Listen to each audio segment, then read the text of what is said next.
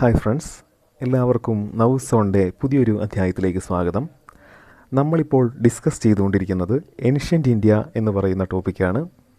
അതിൽ ആ ഒരു സീരീസിൽ രണ്ടാമത്തെ വീഡിയോയാണിത്. ഫസ്റ്റ് പാർട്ടിൽ നമ്മൾ ഡിസ്കസ് ചെയ്തത് ഇൻഡസ് വാലി സിവിലൈസേഷൻ, അതായത് സിന്ധു നദീതട സംസ്കാരത്തെ പറ്റിയായിരുന്നു. ഇപ്പോൾ നമ്മൾ ഡിസ്കസ് ചെയ്യാൻ പോകുന്നത് അതിന് ശേഷമുള്ള വേദിക് ഏജ് അല്ലെങ്കിൽ വേദിക് സിവിലൈസേഷനെ പറ്റിയാണ്. വേദകാലഘട്ടത്തെ പറ്റിയാണ് നമ്മൾ ഈ ഒരു വീഡിയോയിൽ ഡിസ്കസ് ചെയ്യാൻ പോകുന്നത്. അപ്പോൾ ആദ്യം തന്നെ എന്താണ് വേദാസ്, അതായത് വേദങ്ങളെ പറ്റി നമുക്കറിയാം അല്ലേ. അതിനു മുമ്പ് ഒരു കാര്യം പറഞ്ഞോട്ടെ. വേദകാലഘട്ടം എന്ന് പറഞ്ഞാൽ അത് എപ്പോഴാണ് തുടങ്ങുന്നത് എന്ന് പറയാം. അതായത് സിന്ധു നദീതട സംസ്കാരം കാലാന്തരത്തിൽ സിന്ധു നദീതട സംസ്കാരത്തിൽ ജീവിച്ചിരുന്ന ആൾക്കാർ അവർ പിന്നീട് പല പല സ്ഥലങ്ങളിലേക്ക് മൈഗ്രേറ്റ് ചെയ്യാനൊക്കെ തുടങ്ങി. പിന്നീട് പ്രകൃതി ദുരന്തങ്ങളും അങ്ങനെ പല കാരണങ്ങളും, അത് കൃത്യമായിട്ട് വ്യക്തമല്ല എന്ത് കാരണം കൊണ്ടാണ് സിന്ധു നദീതട സംസ്കാരം ഇല്ലാതായതെന്ന്. ചിലർ പറയുന്നു അത് പ്രകൃതി ദുരന്തങ്ങൾ കൊണ്ട് മാത്രമാണ്. ചിലർ പറയുന്നു പ്രകൃതി ദുരന്തങ്ങൾ മാത്രമല്ല, ആര്യന്മാരുടെ വരവ്, അതായത് ആര്യന്മാർ സെൻട്രൽ ഏഷ്യയുടെ മധ്യ ഏഷ്യയിൽ നിന്ന് വന്ന ഒരു ട്രൈബാണ് എന്നാണ് പറയപ്പെടുന്നത്. അവരുടെ വരവോടുകൂടിയാണ് സിന്ധു നദിയുടെ സംസ്കാരം ഇല്ലാതായത് എന്ന് പറയപ്പെടുന്നു. ചിലർ പറയുന്നു അങ്ങനെയല്ല, സിന്ധു നദിയുടെ സംസ്കാരം അവസാനിച്ചതിന് ശേഷമാണ് ആര്യന്മാർ വന്നത് എന്നും പറയപ്പെടുന്നു. അത് എന്തു തന്നെയാണെങ്കിലും ഈ ആര്യന്മാരുടെ വരവോടുകൂടി, അത് ആര്യന്മാർ ഇന്ത്യയിലേക്ക് വന്ന് സെറ്റിലായതിന് ശേഷമുണ്ടായ ആ ഒരു സിവിലൈസേഷനാണ് വേദിക് സിവിലൈസേഷൻ അല്ലെങ്കിൽ വേദകാലഘട്ടം എന്നറിയപ്പെടുന്നത്. അതിനു മുമ്പ് നമുക്കറിയാം വേദകാലഘട്ടം തന്നെ രണ്ടായിട്ട് നമുക്ക് തിരിക്കാം. ഏർലി വേദിക് പീരീഡ് 1500 തൊട്ട് 1100 BC വരെയുള്ളതാണ് ഏർലി വേദിക് പീരീഡ് എന്നറിയപ്പെടുന്നത്. അതും ഈ ഫിഗറിൽ നോക്കിയാൽ നിങ്ങൾക്ക് കാണാം. ഇൻഡോ ആര്യൻസ് എന്ന് പറഞ്ഞാൽ ആര്യൻസ് എങ്ങനെയാണ് വന്നത് കണ്ട ആ ഒരു റൂട്ട് കാണിച്ചിട്ടുണ്ട്. North western part of India അതുവഴിയാണ് അവർ കയറി വന്നത്. അവർ ആദ്യം സെറ്റിലായത് സപ്തസിന്ധു എന്ന് പറയുന്ന പ്രദേശത്താണ്. സപ്തസിന്ധു എന്ന് പറഞ്ഞിട്ടുണ്ടെങ്കിൽ സിന്ധു നദീതടത്തിൻ്റെ ആ ഒരു തീരം തന്നെ. പക്ഷേ അവിടെ സപ്തസിന്ധു നമുക്ക് പേരിൽ തന്നെ മനസ്സിലാക്കാം, 7 നദികൾ ചേർന്ന സ്ഥലമാണ്. 7 നദി എന്ന് പറയുമ്പോൾ സിന്ധു നദി മാത്രമല്ല, സിന്ധു നദിയുടെ പോഷക നദികളായ ചില നദികളും, അതായത് രവി, ബിയാസ്, സത്ലജ്, ജലം, ചെനാബ്, അങ്ങനെയുള്ള നദികൾ എല്ലാം കൂടെ ചേർന്നതാണ്. അതിൻ്റെ കൂടെ സരസ്വതി എന്ന് പറയുന്ന നദി, ഇപ്പം അങ്ങനെ ഒരു നദി ഇല്ല, അത് ഭൂമിക്കടിയിലൂടെ ഒഴുകുന്നു എന്നൊക്കെ പറയപ്പെടുന്നു. എങ്കിലും അന്ന് അതും ഉണ്ടായിരുന്നു. ആ ഒരു സരസ്വതി നദിയും വറ്റിപ്പോയിട്ടുണ്ടായിരുന്നില്ല. അപ്പോൾ അതെല്ലാം കൂടെ ചേർന്ന് 7 നദികൾ ചേർന്ന് സപ്തസിന്ധു, ആ ഭൂമിയിലെ സപ്തസൈന്ധവ ദേശം എന്നൊക്കെ അറിയപ്പെടും. ആ ഒരു ഭാഗത്തേക്കാണ് ആര്യന്മാർ ആദ്യമായി കുടിയേറി വന്നത്.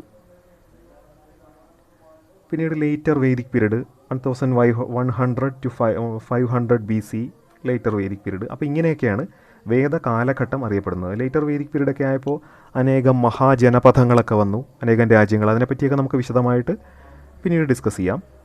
അപ്പോൾ അതിനു മുമ്പ് നമ്മൾ പറഞ്ഞു വേദകാലഘട്ടം എന്ന് പറഞ്ഞു. അപ്പോൾ ആദ്യം തന്നെ അറിയണ്ടേ എന്തൊക്കെയാണ് വേദങ്ങൾ.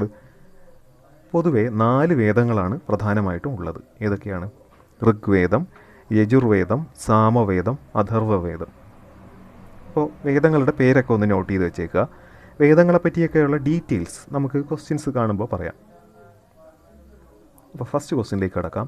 Which Veda provides information about the civilisation of the early Vedic age? Early Veda കാലഘട്ടത്തെ പറ്റിയുള്ള ആ ഒരു നോളജ്, ഇൻഫർമേഷൻ എവിടെയാണ്, ഏത് വേദത്തിലുള്ളത്? ഋഗ്വേദത്തിലുള്ളത്. അത് നമുക്ക് കണ്ടാൽ തന്നെ അറിയാം. ഫസ്റ്റ് വേദം ഏതാ? ഋഗ്വേദമാണ്.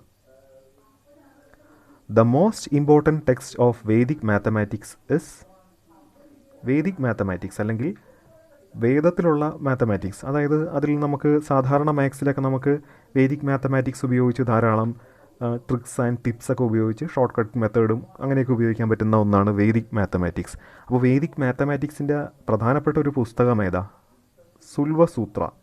സുൽവസൂത്രാസാണ് അതിൻ്റെ important text. The word Satyameva Jayate in the state emblem of India were taken from. നമുക്കറിയാം നമ്മുടെ സ്റ്റേറ്റ് എംബ്ലം, അതായത് ഇന്ത്യയുടെ നാഷണൽ എംബ്ലം ഏതാണ്? അശോക സ്തംഭമാണ്. അശോക സ്തംഭത്തിൻ്റെ താഴെ സത്യമേവ ജയതേ എന്ന് എഴുതി വെച്ചിട്ടുണ്ട്. അത് എവിടെ നിന്നാണ് എടുത്തിരിക്കുന്നത്? മുണ്ടക ഉപനിഷത്തിൽ നിന്നാണ്. അപ്പോൾ സത്യമേവ ജയതേ മുണ്ടക ഉപനിഷത്തിൽ നിന്നാണ് എടുത്തിരിക്കുന്നത്. നിങ്ങൾക്ക് കാണാമല്ലോ ആ ഒരു അശോകസ്തംഭത്തിൻ്റെ താഴെ സത്യമേവ ജയതേ എന്നാണ് എഴുതി വച്ചിരിക്കുന്നത്. എവിടെ നിന്നാണ് അത് എടുത്തിരിക്കുന്നത്? Mundaka Upanishad. Who is hailed as the god of medicine by the practitioners of Ayurveda? ആയുർവേദത്തിനെ അടിസ്ഥാനപ്പെടുത്തി നോക്കുമ്പോൾ ആരാണ് ഗോഡ് ഓഫ് മെഡിസിൻ, അതായത് വൈദ്യശാസ്ത്രത്തിൻ്റെ ദൈവം, അല്ലെങ്കിൽ ആ ഒരു ആയുർവേദത്തിൻ്റെ തന്നെ ദൈവം എന്നറിയപ്പെടുന്ന ആ ഒരു വ്യക്തി ആരാണ്? ധന്വന്തരി.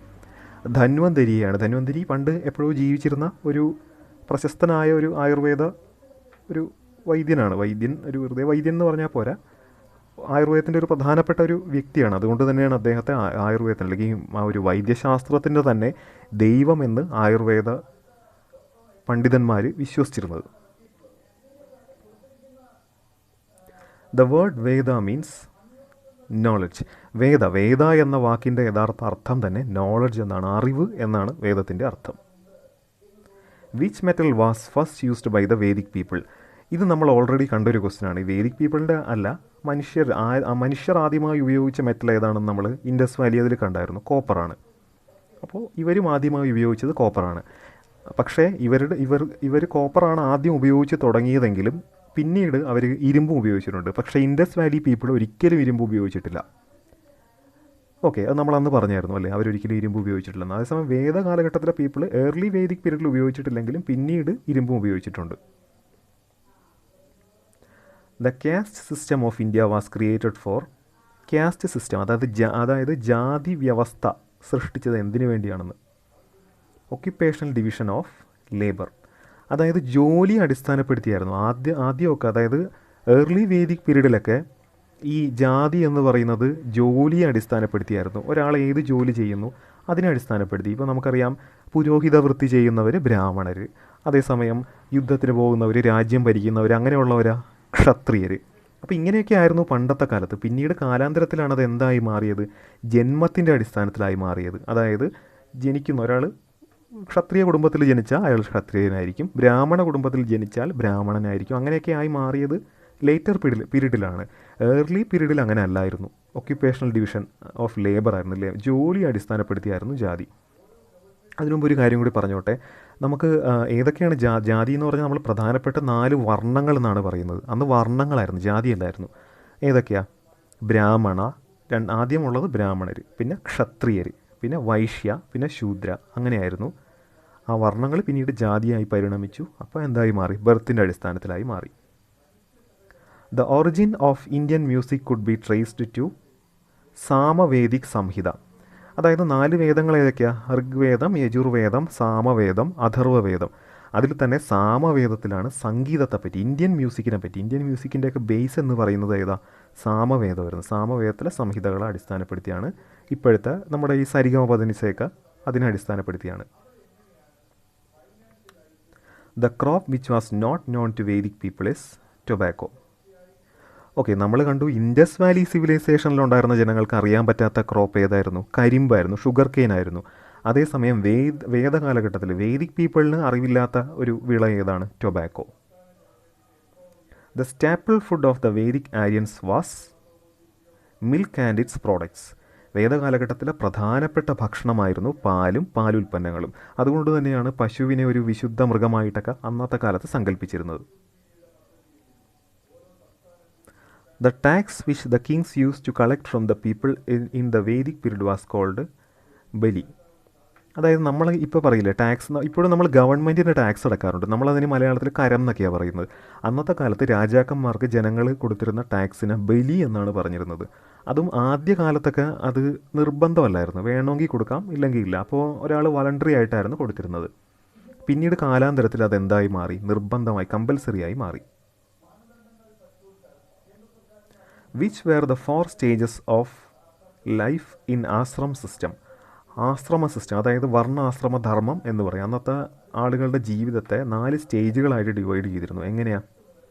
ബ്രഹ്മചര്യ, അതായത് സ്റ്റുഡൻറ്റ് ലൈഫ്. ആദ്യം കുട്ടിക്കാലത്ത് വിദ്യാർത്ഥി ആയിരിക്കുന്ന ലൈഫിന് ബ്രഹ്മചര്യ എന്ന് പറഞ്ഞിരുന്നു.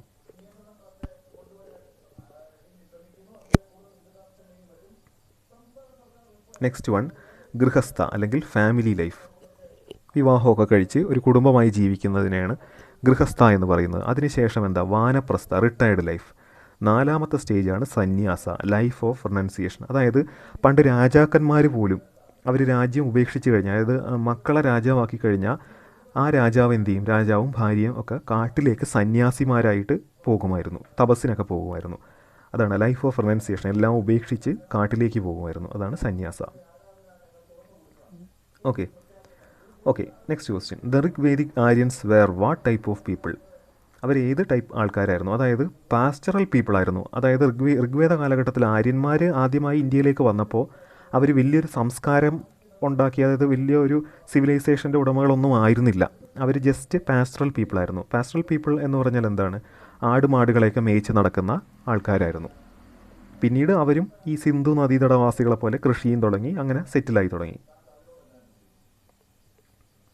Aryans succeeded in there conflict with the pre Aryans because, അതായത് ആര്യന്മാർ ആദ്യം ഇന്ത്യയിലുണ്ടായിരുന്ന ആര്യന്മാരല്ലെന്ന് നമ്മൾ കണ്ടു അല്ലേ, സിന്ധു നദീതടത്തിൽ ജീവിച്ചിരുന്ന അവരായിരുന്നു. ആര്യൻസ് അതിനുശേഷം വന്നു. അവരെങ്ങനെയാണ് ഇന്ത്യയെ കീഴടക്കാൻ അവർക്ക് സാധിച്ചത്? They used chariots driven by horses. നമ്മളൊരു കാര്യം ആ ഇൻഡസ് വാലി പറഞ്ഞപ്പോൾ തന്നെ പറഞ്ഞായിരുന്നു, ഇൻഡസ് വാലിയിലുള്ള ജനങ്ങൾക്ക് കുതിര എന്നൊരു ജീവി ഇൻഡസ് വാലിയിൽ എങ്ങും ഉണ്ടായിരുന്നില്ല. അങ്ങനെ ഒരു ജീവി അവർ കണ്ടിട്ട് പോലും ഇല്ലായിരുന്നു. പക്ഷേ ആര്യന്മാരുടെ കാര്യം അങ്ങനെയല്ല. അവർ ആടുമാടുകളെ മേയിച്ചിരുന്നു എന്ന് മാത്രമല്ല, അവരുടെ കൂടെ കുതിരകളും ഉണ്ടായിരുന്നു. അപ്പോൾ കുതിരകളെ ഓടിക്കുന്ന രഥങ്ങൾ, തേരുകളൊക്കെ ഉപയോഗിച്ചിരുന്നതുകൊണ്ട് അവർക്ക് ആര്യന്മാരല്ലാത്തവരെ കീഴടക്കി ഇന്ത്യ ആ ഒരു നോർത്തേൺ പോർഷനൊക്കെ പിടിച്ചടക്കാൻ അവർക്ക് സാധിച്ചു. The first grammarian of the Sanskrit language was Panini. Panini എന്ന് പറയുന്ന മഹർഷിയാണ് സംസ്കൃത ഗ്രാമറിൻ്റെ, സംസ്കൃത ഭാഷയുടെ ഗ്രാമർ, ആദ്യത്തെ ഗ്രാമേറിയൻ എന്നറിയപ്പെടുന്നത്. അദ്ദേഹം എഴുതിയ പുസ്തകമാണ് അഷ്ടാധ്യായി. അതിനെ പാണിനീയം എന്നും പറയാറുണ്ട്. പാണിനി എഴുതിയതായതുകൊണ്ട് പാണിനീയം എന്നും പറയാറുണ്ട്. Which Veda contains sacrificial formula. Sacrificial formula എന്ന് പറഞ്ഞാൽ യാഗം, യജ്ഞം, ഹോമം അങ്ങനെയൊക്കെ ഉള്ള കാര്യങ്ങളെ പറ്റിയുള്ള വിശദീകരണം ഏത് വേദത്തിലാണ് ഉണ്ടായിരുന്നത്? യജുർവേദം. അപ്പോൾ ആദ്യം ഉണ്ടായിരുന്ന ഋഗ്വേദത്തിൽ മെയിനായിട്ട് മന്ത്രങ്ങളെ പറ്റിയൊക്കെയായിരുന്നു.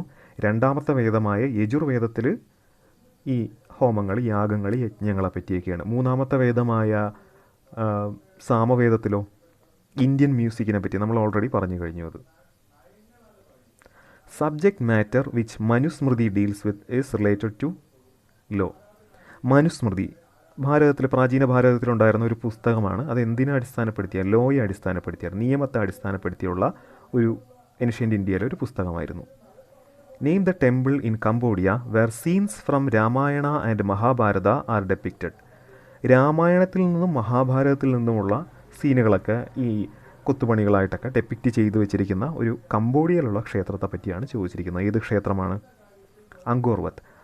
ലോകത്തിൽ തന്നെ ഏറ്റവും വലിയ ഹിന്ദു ക്ഷേത്രമായിട്ട് അറിയപ്പെടുന്നതും ഇന്ത്യയിലുള്ള ക്ഷേത്രങ്ങളൊന്നുമല്ല, അങ്കോർവത്ത്. കംബോഡിയയിലുള്ള അങ്കോർവത്താണ് അങ്ങനെ അറിയപ്പെടുന്നത്. The term Upanishad literally means sitting near. Upanishad എന്ന വാക്കിൻ്റെ അർത്ഥം സിറ്റിംഗ് നിയർ എന്നാണ്. The sage who is said to have Aryanised South India was. South India Aryanised ആക്കിയത്, ആര്യൻ കൾച്ചർ സൗത്ത് ഇന്ത്യയിലേക്ക് കൊണ്ടുവന്നു എന്നറിയപ്പെടുന്ന ആ ഒരു മഹർഷി ആരാണ്? അഗസ്ത്യ മഹർഷിയാണ് സൗത്ത് ഇന്ത്യയെ ആര്യനൈസ് ചെയ്തു എന്ന് പറയപ്പെടുന്നത്. അതുമാത്രമല്ല, ഈ തമിഴ് ഭാഷയിലൊരു ഗ്രാമർ, ഒരു വ്യാകരണ ഗ്രന്ഥം ആദ്യമായി എഴുതിയതും അഗസ്ത്യ മുനിയാണെന്ന് വിശ്വസിക്കപ്പെടുന്നു. ഇദ്ദേഹം ഏത് കാലഘട്ടത്തിലാണ് ജീവിച്ചിരുന്നത് എന്നൊന്നും ഇപ്പോഴും വ്യക്തമല്ല. ഇങ്ങനൊരു വ്യക്തി ഉണ്ടായിരുന്നോ എന്നുള്ളതിനും കൃത്യമായ തെളിവുകളൊന്നും ഇപ്പോഴുമില്ല. ഇതൊരു ജസ്റ്റ് ഒരു വിശ്വാസം എന്ന് പറയാം വേണമെങ്കിൽ. നമുക്ക് കൃത്യമായ തെളിവ് ലഭിച്ചിട്ടില്ല ഇപ്പോഴും. The origin of Indian music can be trace to which Vedic Samhitas. നമ്മൾ ഓൾറെഡി പറഞ്ഞു കഴിഞ്ഞു. ഇന്ത്യൻ മ്യൂസിക്കുമായി ബന്ധപ്പെട്ടത് ഏതാ? സാമവേദമാണെന്ന് പറഞ്ഞു കഴിഞ്ഞു. The earliest settlements of Aryan tribes were at. ഇതും നമ്മൾ നേരത്തെ പറഞ്ഞായിരുന്നു അല്ലേ, സപ്തസിന്ധു അവിടെയായിരുന്നു ആദ്യമായി ആര്യന്മാർ സെറ്റിലായത്. പിന്നീട് അവർ മാറി ഗംഗ, ബ്രഹ്മപുത്ര, ഡെൽറ്റ ആ ഭാഗത്ത്, അല്ലെ ഗംഗയുടെ തീരത്തുള്ള പ്ലെയിൻസ് ആ ഭാഗങ്ങളിലേക്കൊക്കെ, ഡെൽറ്റയല്ല ഗംഗയുടെ തീരത്തുള്ള പ്ലെയിൻസിലേക്കൊക്കെ ധാരാളം ആര്യന്മാർ വന്ന് സെറ്റിലായി. അതിനുശേഷമാണ് പിന്നെ ഈ ജനപദങ്ങളും മഹാജനപദങ്ങളും ഒക്കെ ഉണ്ടായത്. Who compiled the tales of the Panchatantra എഴുതിയത് ആരാണെന്നാണ് ചോദിച്ചിരിക്കുന്നത്. വിഷ്ണു ശർമ്മ എന്ന് പറയുന്ന വ്യക്തിയാണ് പഞ്ചതന്ത്രം എഴുതിയത്. The first to invade India were the ആദ്യമായി ഇന്ത്യ കീഴടക്കി, ഇന്ത്യയിൽ നിന്ന് പുറത്തുനിന്ന് വന്ന ഏതെങ്കിലും ആൾക്കാർ ഇന്ത്യയെ കീഴടക്കുമ്പോഴാണല്ലോ ഇൻവേഡ് ചെയ്യുക എന്നൊക്കെ പറയുന്നത്. ആരാണ്? ആര്യൻസ്. നമ്മൾ ഓൾറെഡി പറഞ്ഞു കഴിഞ്ഞു അല്ലേ. ആര്യൻസ് എങ്ങനെയാണ് ഇന്ത്യയിലുള്ള പ്രീ ആര്യൻസിനെ കീഴടക്കാൻ സാധിച്ചത്? അവർ കുതിര ഓടിച്ചിരുന്ന തേരുകൾ, രഥങ്ങൾ ഉപയോഗിച്ചതുകൊണ്ടാണെന്ന് നമ്മൾ ഓൾറെഡി കണ്ടായിരുന്നു അല്ലേ. The Upanishads are the source of Hindu philosophy. ഹിന്ദുയിസവുമായി ബന്ധപ്പെട്ട ആ ഫിലോസഫി, അതിൻ്റെ മെയിൻ ബുക്സാണ്, സോഴ്സാണ് എന്ത്? Upanishads. The Veda which deals with rituals is known as rituals. അതായത് നമ്മൾ ഓൾറെഡി പറഞ്ഞു, ഈ യാഗങ്ങൾ, യജ്ഞങ്ങളുമായി ബന്ധപ്പെട്ട വേദം ഏതാണ്? യജുർവേദ. നമ്മൾ ഓൾറെഡി പറഞ്ഞായിരുന്നു അത്. From where the famous Gayatri Mantra has been taken.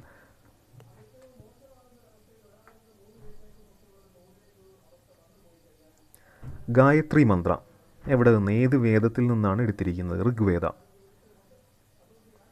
Medicinal trio of ancient India. Ancient ഇന്ത്യയുടെ മെഡിസിനൽ ട്രയോ, അതായത് പ്രധാനപ്പെട്ട 3 ഈ ഫിസിഷ്യന്മാർ ആരൊക്കെയാണെന്നാണ് ചോദിച്ചിരിക്കുന്നത്. അതായത് നമ്മളിപ്പോൾ അതിനു മുമ്പ് ഒരു കാര്യം പറഞ്ഞോട്ടെ. നമ്മൾ പറയാറുണ്ട് ഈ പ്രാചീന കവിത്രയങ്ങൾ, ത്രയങ്ങൾ എന്ന് പറയില്ലേ, 3 പേരുടെ ഒരു ഗ്രൂപ്പിനാണ് ത്രയം എന്ന് പറയുന്നത്. നമ്മൾ പറയും മലയാളത്തിൽ പ്രാചീന കവിത്രയങ്ങൾ ആരൊക്കെയാണ്? 3 കവികൾ പ്രാചീനമായിട്ട് പ്രധാനപ്പെട്ടതായിട്ട് പറയുന്നത്. ഈ തുഞ്ചത്ത് എഴുത്തച്ഛൻ, കുഞ്ചൻ നമ്പ്യാർ, ചെറുശ്ശേരി നമ്പൂതിരി, ഇവർ 3 പേരുമാണ് നമ്മൾ പ്രാചീന കവിത്രയങ്ങൾ എന്ന് പറയുന്നത്. ആധുനിക കവിത്രയങ്ങളോ ആശാനുള്ളൂർ, വള്ളത്തോൾ എന്ന് പറയുന്നത് പോലെ മെഡിസിൻ്റെ കാര്യത്തിൽ ഏൻഷ്യൻ്റ് ഇന്ത്യയിൽ ഇതുപോലെ 3 പേരുണ്ടായിരുന്നു. ആരൊക്കെയാണ്? ചരക, ശുശ്രുത ആൻഡ് ബാണഭട്ട. ഇവർ 3 പേരുമാണ് ഏൻഷ്യൻ്റ് ഇന്ത്യയിലുണ്ടായിരുന്ന 3 പ്രധാനപ്പെട്ട ഫിസിഷ്യൻസ്, വൈദ്യന്മാർ. Who was the eldest brother among the Pandavas. മഹാഭാരതവുമായി ബന്ധപ്പെട്ട ഒരു ചോദ്യമാണ്. യുധിഷ്ഠിര. ആരൊക്കെയാണ് പാണ്ഡവാസ്? നമുക്കറിയാം, മഹാഭാരതത്തെ പറ്റി നമുക്ക് എല്ലാവർക്കും അറിയാവുന്നതാണ്. മഹാഭാരതത്തിലെ നായകന്മാരാരൊക്കെയാണ്? പാണ്ഡവരാണ്, പഞ്ചപാണ്ഡവർ. ആരൊക്കെയാണ്? യുധിഷ്ഠിരൻ, ഭീമൻ, അർജുനൻ, നകുലൻ, സഹദേവൻ. അപ്പോൾ ആരാണ് മൂത്താൾ? യുധിഷ്ഠിര. ഓക്കെ, അപ്പോൾ ഇതുമൊക്കെ ഒന്ന് അറിഞ്ഞിരിക്കുക. ഇങ്ങനെയുള്ള മഹാഭാരതത്തിലുമായിട്ടൊക്കെ ബന്ധപ്പെട്ട ചില ചോദ്യങ്ങളൊക്കെ SSC ചോദിച്ചിട്ടുണ്ട്. നമ്മൾ മെയിൻലി ഡിസ്കസ് ചെയ്യുന്നത് SSCയുമായി ബന്ധപ്പെട്ട ചോദ്യങ്ങളാണ്. ഓക്കെ, അപ്പോൾ നമ്മൾ ആയിട്ട് ബന്ധപ്പെട്ട വേദിക് സിവിലൈസേഷൻ അല്ലെങ്കിൽ വേദിക് ഏജുമായി ബന്ധപ്പെട്ട ചോദ്യങ്ങളാണ് നമ്മളിപ്പോൾ കണ്ടത്. മെയിൻലി ഏർലി വേദിക് പീരീഡിനെ പറ്റിയൊക്കെയാണ്. ഓക്കെ, നമ്മൾ അത് അതുമായിട്ട് ബന്ധപ്പെട്ട SSC ചോദിച്ച ഓൾമോസ്റ്റ് ഓൾ ക്വസ്റ്റ്യൻസ് നമ്മൾ ഡിസ്കസ് ചെയ്ത് കഴിഞ്ഞു. അതുകൊണ്ടാണ് വീഡിയോ ഇത്രയും നീണ്ടുപോയത്. അപ്പോൾ നമുക്ക് ഇനിയും ഉണ്ട് ഏൻഷ്യൻ്റ് ഇന്ത്യയിൽ ഒരുപാട് കാര്യങ്ങൾ നമുക്ക് ഡിസ്കസ് ചെയ്യാൻ. നമുക്കതൊക്കെ നെക്സ്റ്റ് വീഡിയോസിൽ ഡിസ്കസ് ചെയ്യാം. Okay, thank you.